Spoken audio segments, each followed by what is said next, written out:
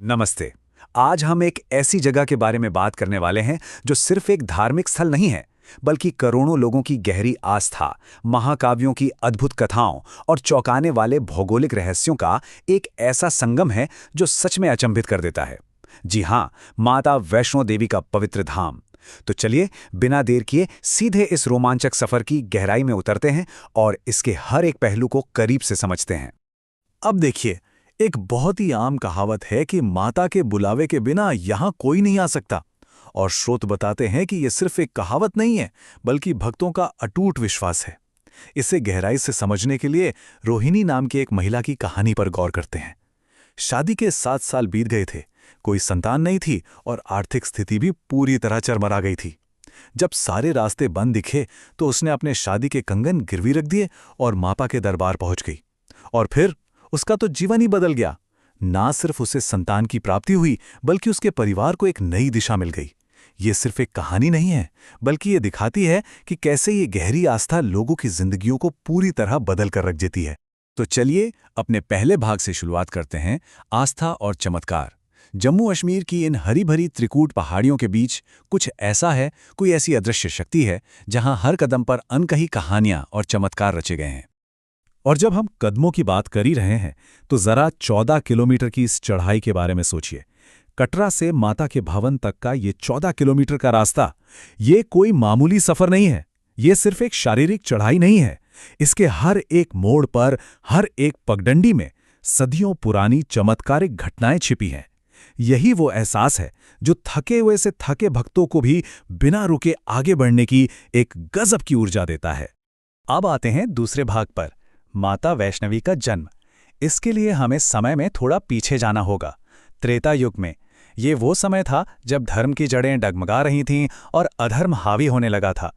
उस अंधकारमय समय में कुछ बहुत ही अद्भुत हुआ। महाकाली, महालक्ष्मी और महासरस्वती, इन तीनों देवियों ने अपनी आध्यात्मिक ऊर्जाओं को मिलाया और तब जन्म हुआ एक दिव्य कन्या का, वैष्णवी। उनका जन्म दक्षिण भारत में रत्नाकर सागर के घर हुआ। बचपन से ही वो ध्यान और तपस्या में पूरी तरह मग्न रहती थीं। लेकिन उनके जीवन का सबसे बड़ा टर्निंग पॉइंट तब आया जब रामेश्वरम में उनकी मुलाकात भगवान राम से हुई। जब वैष्णवी ने उनसे विवाह करने की इच्छा प्रकट की, तो भगवान राम ने उन्हें एक वचन दिया। उन्होंने कहा कि वो कलयुग में कल्कि अवतार के रूप में आकर उनसे मिलेंगे। और सच कहूं तो बस यही वो वादा था जिसने उनके आगे के सफर की नींव रखी।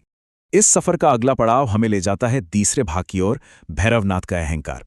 ये पूरी घटना हंसली नाम के एक छोटे से गांव से शुरू होती है, जहां श्रीधर नाम के एक बहुत ही गरीब ब्राह्मण ने एक विशाल भंडारे का आयोजन कर दिया था। अब जाहिर है उसके पास इतना अन्न तो था नहीं, लेकिन तभी वैष्णवी ने एक चमत्कारिक कन्या के रूप में आकर सबको भोजन कराया। यहीं पर एक बहुत ही दिलचस्प और नाटकीय टकराव देखने को मिलता है। जरा इस अंतर को देखिए। एक तरफ है वैष्णवी, जो एकदम शुद्ध भक्ति, सात्विक आचरण और करुणा का परम प्रतीक है, और दूसरी तरफ है गोरखनाथ का शिष्य भैरवनाथ। भैरवनाथ के पास असीम बल तो है, लेकिन उसके अंदर अहंकार और रहस्यमयी शक्तियों को पाने का लालच भी कूट कूट कर भरा है। तो हुआ ये कि उस पवित्र भंडारे में भैरवनाथ ने मांस की मांग कर दी। जब वैष्णवी ने साफ मना कर दिया, तो भैरव के अहंकार को बहुत गहरी ठेस पहुंची और उसने देवी का पीछा करना शुरू कर दिया। वो हर हाल में उस दिव्य कन्या की रहस्यमयी शक्तियों को हथियाना चाहता था। और यहीं से शुरू होता है हमारा चौथा भाग, पवित्र यात्रा के पड़ाव। देवी और भैरवनाथ के बीच इन पहाड़ों में जो डरावनी भागदौड़ हुई ना, वो कोई मनगढ़ंत कहानी नहीं है। दरअसल उसी भागदौड़ ने उस भौगोलिक रास्ते को आकार दिया है जिस पर आज लाखों तीर्थयात्री चलते हैं। ये जो पूरी यात्रा है, ये मुख्य रूप से 5 पड़ावों से होकर गुजरती है और हर एक जगह का अपना एक गहरा इतिहास है। जैसे पहला पड़ाव है बाणगंगा, जहां माता ने प्यासे हनुमान के लिए जमीन में तीर चलाकर पानी निकाला था। फिर आता है चरण पादुका, जहां माता के पैरों के निशान आज भी मौजूद हैं। तीसरा पड़ाव है अर्धकुमारी गुफा, जहां माता ने 9 महीने तक कठोर तपस्या की थी। इसके बाद आता है भवन, जहां उन्होंने महाकाली का रूप धारण करके भैरवनाथ का वध किया। और अंत में भैरव घाटी, जहां उस अहंकारी का सिर जाकर गिरा। मतलब आज के यात्री सच में उसी पौराणिक नक्शे पर कदम रखते हैं। है ना कितनी अद्भुत बात। अब भवन यानी मुख्य गुफा के रहस्य को समझने के लिए हमें स्वयंभू शब्द का अर्थ समझना होगा। स्रोत बताते हैं कि जब माता ने भवन में भैरव का वध किया तो उसके बाद उन्होंने अपना लौकिक शरीर त्याग दिया और 3 प्राकृतिक पत्थरों, जिन्हें हम पिंडिया कहते हैं, उनके रूप में प्रकट हुईं। स्वयंभू का सीधा सा मतलब है जो स्वयं प्रकट हुआ हो, यानी जिसे किसी इंसान ने अपने हाथों से नहीं तराशा हो। और यही बात इस स्थान की दिव्यता को इतना खास और शक्तिशाली बनाती है। गुफा के अंदर मौजूद ये 3 पिंडियां दरअसल पूरे ब्रह्मांड के संतुलन को दर्शाती हैं। बाईं ओर जो काले रंग की पिंडी है वो महाकाली है, जो तमोगुण यानी बुराई के विनाश का प्रतीक है। बीच में जो लाल रंग की पिंडी है वो महालक्ष्मी है, जो रजोगुण यानी धन और समृद्धि को दर्शाती है। और दाईं और पीले रंग वाली पिंडी महासरस्वती की है, जो सतोगुण यानी ज्ञान और विद्या का प्रतीक है। कहा जाता है कि इन तीनों के एक साथ दर्शन करने मात्र से ही किसी भी इंसान के जीवन में शक्ति, समृद्धि और ज्ञान का एक एकदम परफेक्ट संतुलन बन जाता है।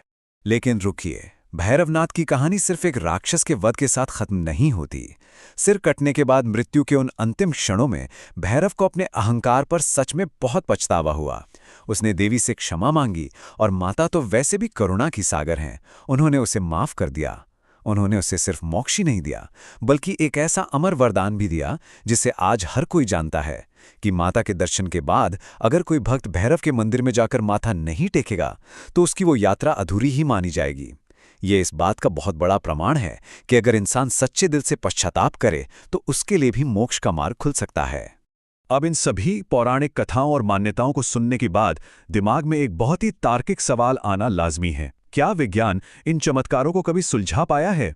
देखिए, इतिहासकारों और भूवैज्ञानिकों ने यहां अनगिनत अध्ययन किए हैं। उन्होंने गुफा की चट्टानों की उम्र मापने की कोशिश की, जलधाराओं के स्रोत खोजने की कोशिश की, लेकिन हैरानी की बात तो यह है कि ऐसे कई भौगोलिक सवाल हैं जिनके पक्के जवाब उन्हें आज तक नहीं मिल पाए हैं।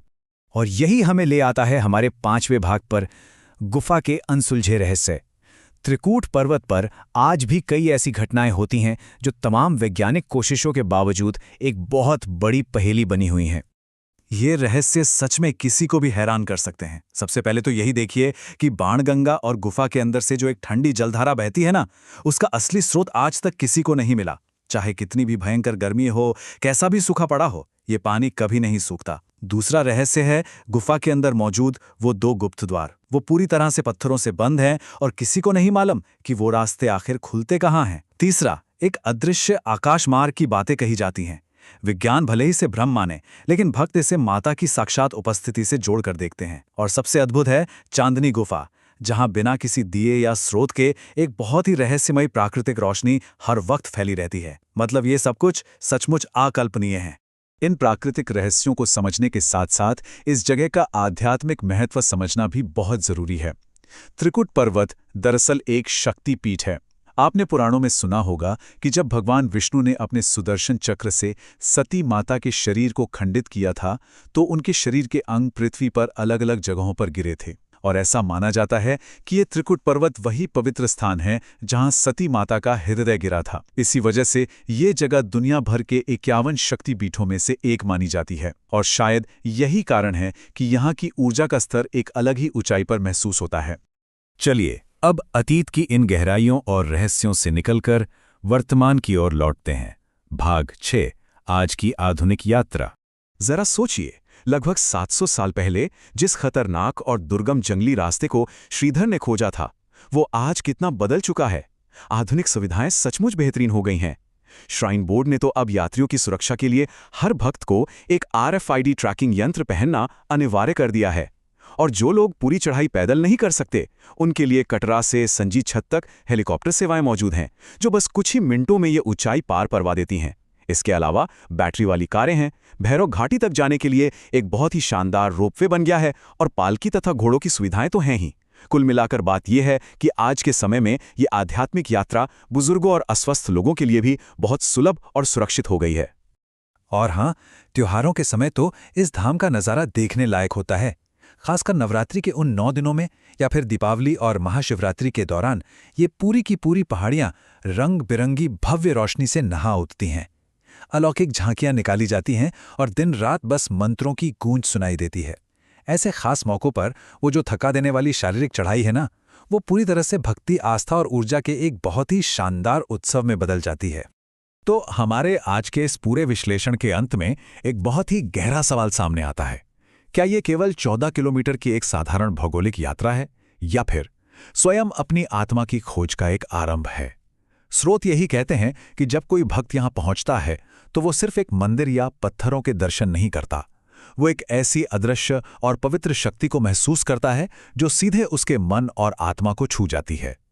इसी रहस्यमयी और विचारोत्तेजक सवाल के साथ हम आज के इस विषय को यहीं विराम देते हैं।